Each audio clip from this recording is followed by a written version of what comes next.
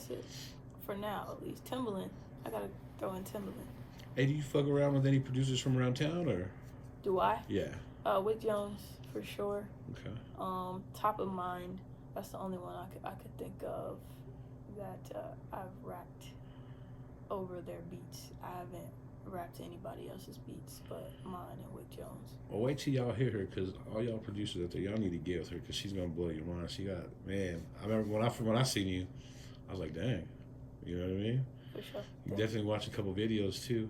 What kind of inspires you to like make music nowadays? Because shit's different. You know what I mean? Yeah, it's definitely different.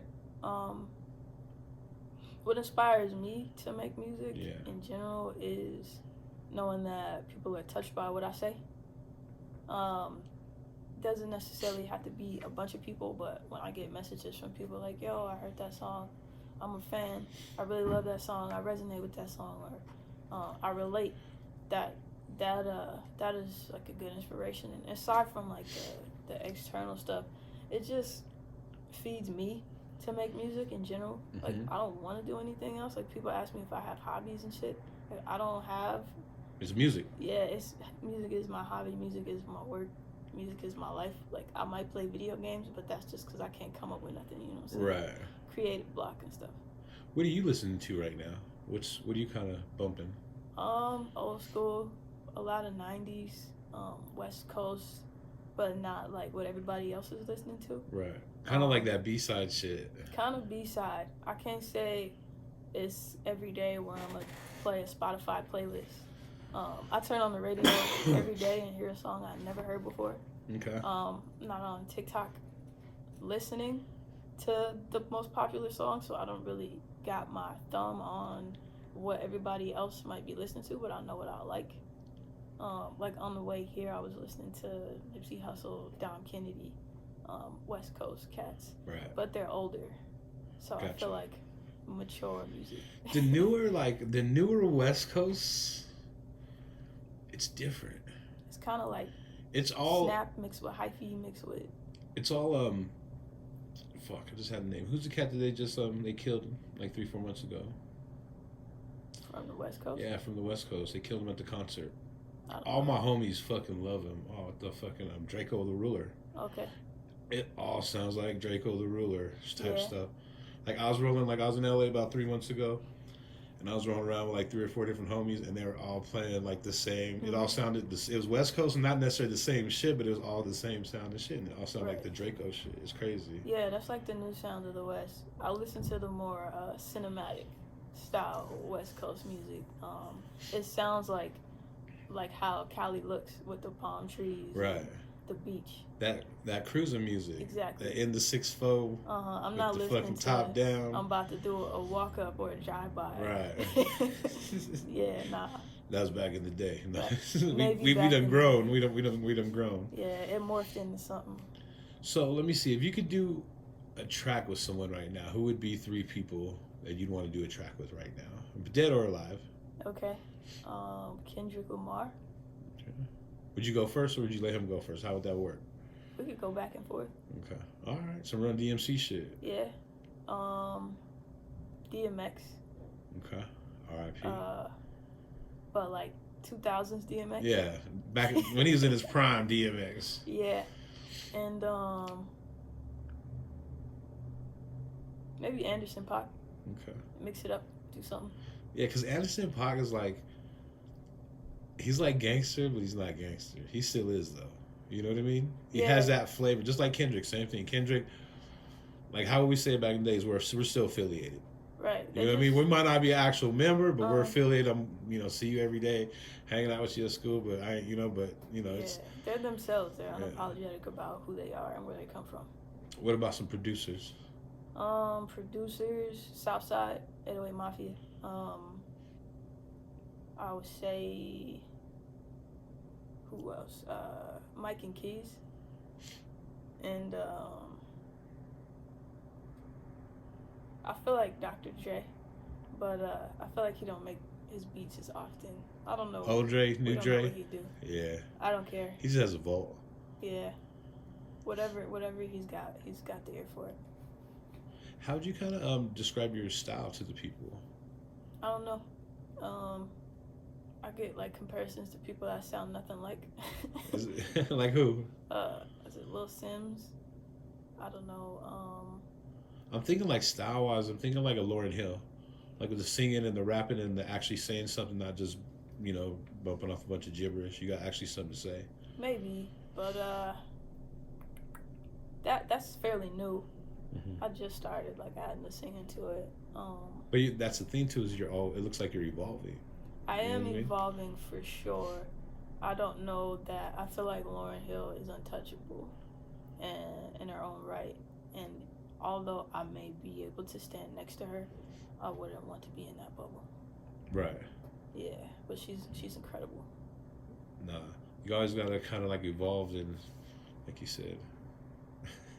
Yeah, no, I couldn't even tell you. Every song is different. That's dope.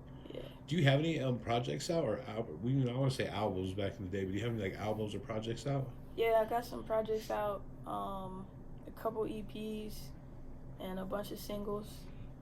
Focusing more heavily on the singles just because of The way shit is nowadays. the market we're in. What were the name of the EPs you have? It's T Virus and H Virus. I was gonna spell out Thug Life, and I found out it was corny when I got older, so I decided to pause it. I might change the name. All right. Yeah. How many songs they got on there? I think T Virus has 6 songs. H has 5. All right. And you got a couple videos out. I seen how how many? Maybe like 8 or 9 music videos. Oh out. damn! Yeah. I gotta check out a couple more. For sure. I think how I say, I think you're slept on a little bit. People don't know you're like a diamond. And just people just need to see that shit because Yeah, I think I just don't. once they hear you, I think it kind of connects right away. Yeah, I just don't be in the circle much. I don't like leaving my house. So I guess I'm more of like an internet personality. Ain't nothing wrong with that. You know what I mean? Yeah. You got to get it how you get it. You know. Yeah, I hate driving and listening to whack rappers at venues. I can dig that because sometimes there's quite a few. Yeah, a lot of times there's quite a few. But, I mean, everybody starts somewhere. I think it's just a matter of valuing my time. Yeah, time is important nowadays, and shit. And the people out here are the people out here, so what does that have to do with me? Right, you're trying to go like more. You're thinking like the internet can reach everywhere, right? The internet can reach everywhere, and so can the airplane. That too. Have you been to other places doing shows and stuff like that, or working? Yeah, here and there. Not necessarily shows, because I'm more than just a rapper, but like DC. Explain that real quick. Yeah, so I'm a producer, so sometimes I'm in a room for a production. I'm a YouTuber, so sometimes I'm in a room for YouTube. I went to LA for NAM. That wasn't for me to rap. That was so that I could get a bag producing. Right. And real quick, what is NAM? NAM is I can't remember what it stands for, but it's like a big convention that happens every year. Yeah. Where a bunch of music equipment, music software cats get together. Oh, I know what you're talking about. I know. I think I was actually down there when that stuff was going on because these dudes both next to me were all geeking out about it and talking about equipment and shit. Yes. You know what I mean? So okay, I get it. Probably were. Oh yeah. Where do you want to kind of like see yourself in a year? In a year. You want to have like a couple more projects under your belt? Definitely putting out a project. Maybe not like a full, fledged set of songs, but they're coming out. So I want to do 12 for 12. They'll compile. Single every month. And then I think my biggest goal is like 100,000 YouTube subscribers. Right. Yeah. Yeah, that's a good goal. That's what I'm working on. What's your creative process as far as like when you're making a song or something and you're writing? Are you writing like on your phone? Are you writing it down? Like, depends on what I have. Do you like record a song and then is it like done, or do you like you know what I mean? What's your kind of recording process? Okay, so Just Like You is a song I did, for example. I made that beat in a day, so it maybe took me 3 hours. So you actually made the beat on this track? Yeah, maybe Okay. it took me 3 hours to like finish the beat, and that's just not just like me sitting there working on the beat the whole time. I was like back and forth, messing with different chords, and ate something probably. I finished the beat in 3 hours, wrote the lyrics in like an hour after I made the beat. Took an hour, then the next day I booked a session, and we recorded the song and mixed it that weekend or something like that. We probably went back once to touch up the mix. Right. That's my preferred workflow. Everything is kind of quick. If I sit with it for too long, I don't like it anymore, or I get like demo-itis, where I want it to sound like how it sounded like when I first did it, and then it sounds too polished to me. You just start critiquing it way too much. Yeah. So you do you listen to your music a lot or no? I listen to my music for sure. My newer stuff is easier for me to listen to. My older stuff, I don't want to hear it. I think my older stuff is more of that like gang vibe we were talking about earlier. Right. Some rah-rah. Yeah, I took a lot of it down, but at the same time, when I hear some of them verses, I'll be like, yo, that was so cold. I wrote those when I was 12. Damn. And that was came out when I was 14. I took a lot of stuff down, but to know that I was writing at that level back then, and then At to 14. hear the 12 and 14-year-olds now, I'm like, man, you're ahead of the game. I'm like, I got some catching up to do. I could teach you if you're willing to learn. That's what we talk about a lot of times now, though. Kids ain't willing to learn. I mean, I get everyone's all hard-headed, not just them. We are, too, but sometimes, you got to sit back. Even me, I'm old. So if a young cat can teach me something, why not? Why would I shoot it down? Right. You know what I mean? I know a bunch of kids who have a good head on their shoulders and would love to learn. And I don't think they're not willing to learn. I think they get distracted. Like maybe when you were younger, just like when I was younger. Some of the other kids that were my age wanted to do what I was doing. They had babies on the way. They were in legal trouble. Right. I think it's more so just focus and being aware of what you're doing and the consequences. Right. Talking about all that, what do you think kind of like, because music's kind of taken a turn toward that as far as being braggadocious, and not like rap's always been braggadocious, don't get me wrong, but now we're talking about killing fools and when we did it and how we did it. Man, you got to give it up to the guys, NWA. Yeah. I mean, NWA, and then I guess Biggie Smalls on the East Coast kind of pioneered it on the East, but I would say Tilo Rock or Cool G Rap. Yeah, you're right. You're right, 100%. I think the cool thing about it is that when they did it, they were telling a story, and it was still intricate in the way they put the words together. Right. But now, it's like that crisscross rap kind of thing, like Bow Wow, fast rap, I want to call it, like kind of like fast food, and there's not any substance to it. So while Coogee Rap, Ice-T, all them fools were telling a story when they were talking about what they were going through, their gang life, now it's just a series of one-liners that aren't connected to each other. Right. Now, don't get me wrong. There's some youngsters out there that kill it. Of course. You know what I mean? But it's like you got to fine-tune that shit. It's just not like, even last night I was going through Instagram and video popped up right away. And the first thing he was saying is something about shooting at the ops. I was like, damn, come on. Next one. You know what I mean? Like, I think it wouldn't be popular if people didn't want to hear it. Well, that's what they want, though. They want to hear. They want to hear the shock value. Yeah, I mean, we just different. Like, we kind of talk a lot like how shit's crazier nowadays. It's really not. It's not crazy. It's been this crazy the whole time. We just finally got social media and you can see everything. Like, I've been, back in the day, see some crazy shootouts, like, and like. They be snitching on themselves now. Yeah, now that's the whole thing nowadays is they be snitching on themselves. They be going to jail and like. Yeah. Or getting smoked in the process, Yeah, I think there's always been an audience for everything. It's that, like you said, that shock value that people do want to see. They want to see the grimy shit. You know what I mean? They really want to see the crazy shit.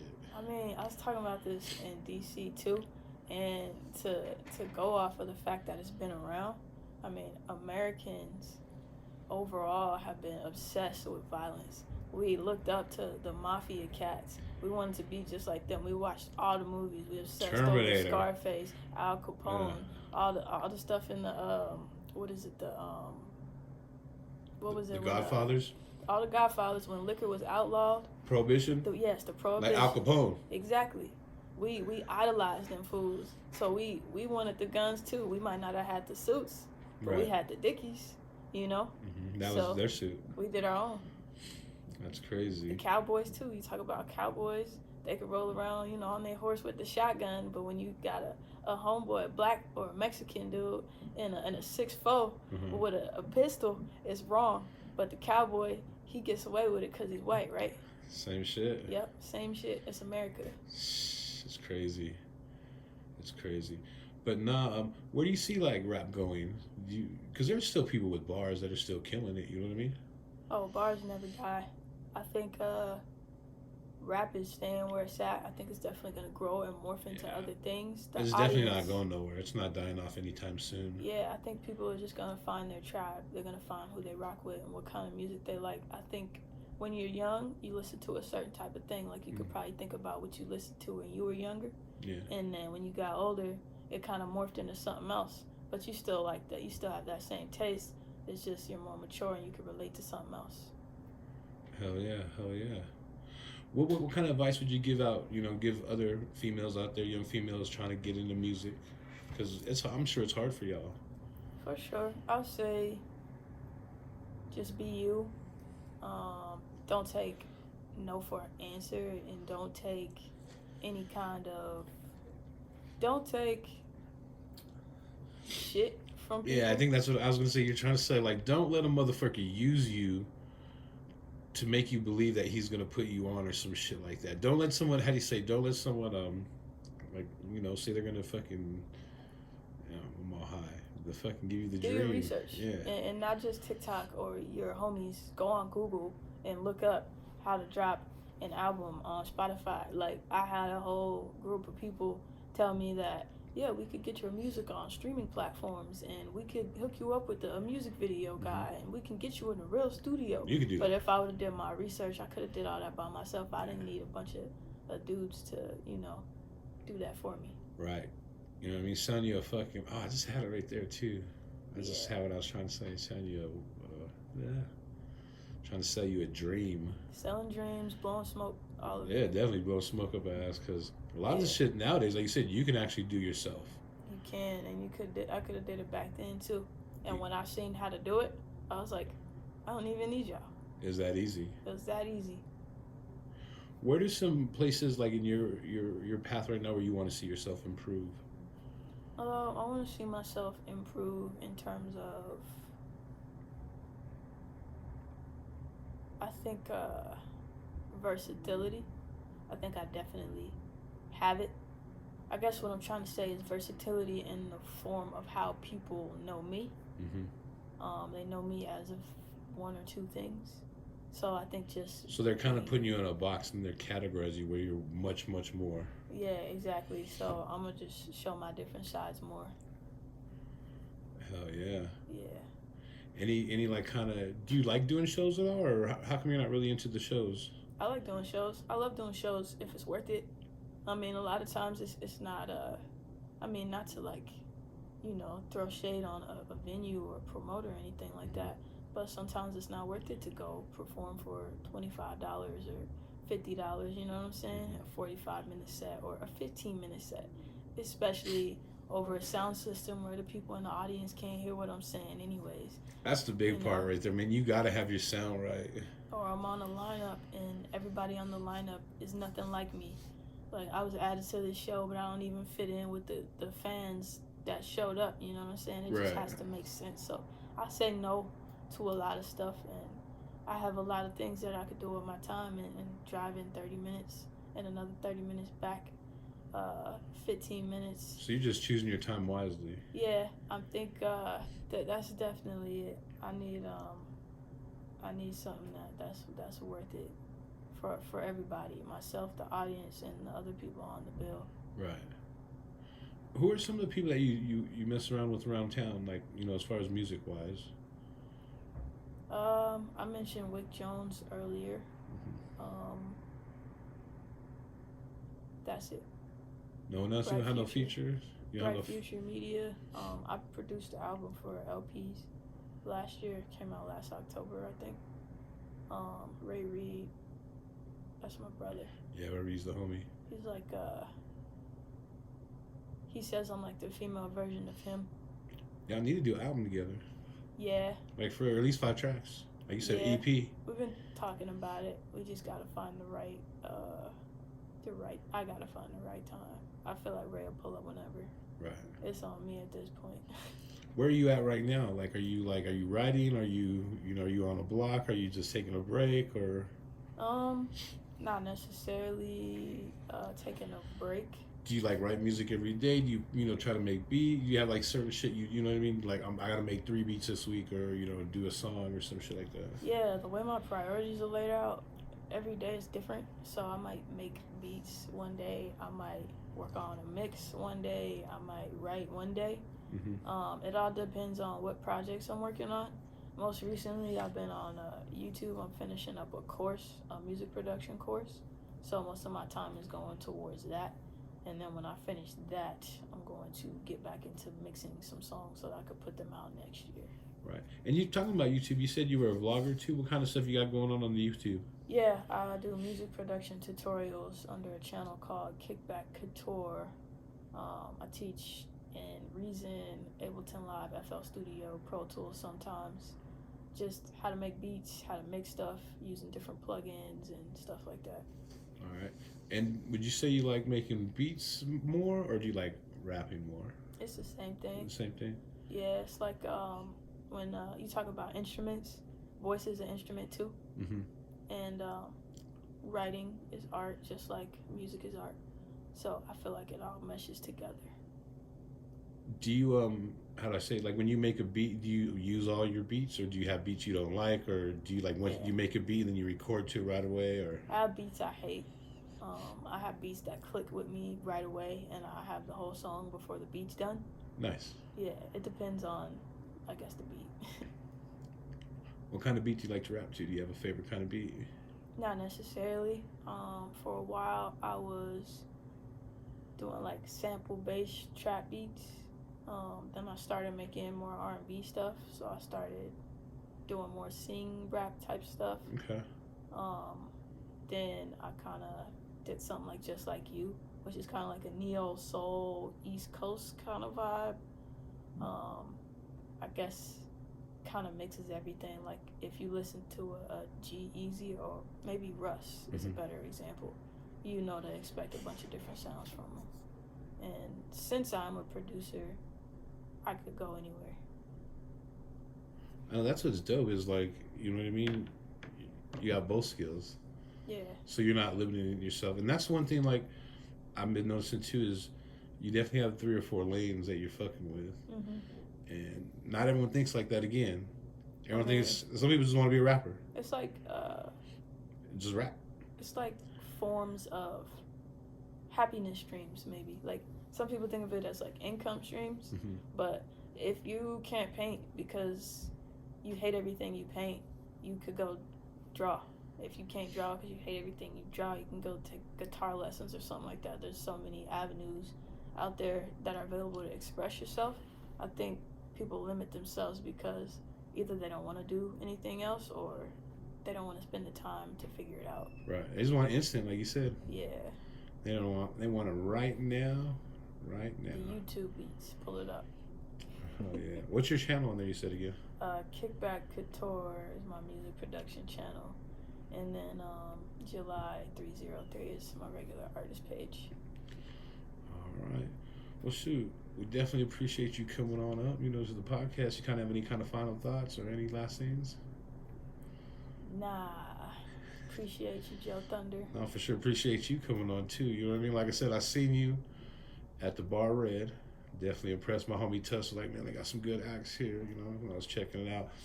And I even remember, shout out Michelle. She's status's, I don't know, his wife, fiance, whatever. But shout out to both of y'all. Mm-hmm. But we were outside smoking, and she said your name. She's like, oh, she's about to go on. I can't miss that. And I was like, oh, shit. You know what I mean? Yeah, so Michelle's dope. You definitely got some people, that dig your music, man. You definitely got some good music. Well, shoot, we're going to take a little break, and we're going to come right back. And she's actually going to perform a song or 2 for y'all, and you're going to be able to check out what she got. So we'll be right back. What'd you think? thought it was cool. Yeah.